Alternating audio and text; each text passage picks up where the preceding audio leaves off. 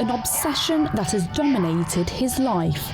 This man from Coventry is consumed by the one and only Phil Silvers, who is perhaps most recognisable for starring as Sgt Bilko in 1950s TV programme The Phil Silvers Show.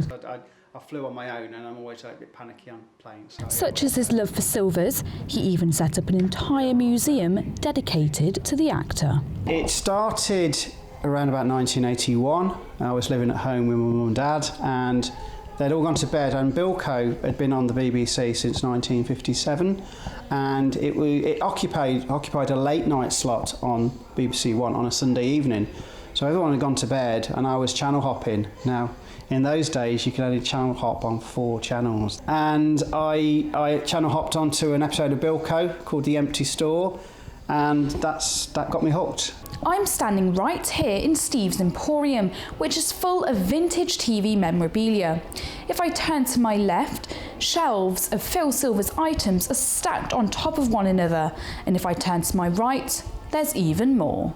I've been collecting probably since my father introduced me to Laurel and Hardy when I was a toddler. So I've been collecting now for probably nigh on 40 years. It is the only Phil Silvers museum in the world, and we've got some really nice pieces here as well. It's uncountable what they mean to me, particularly his glasses and his jacket.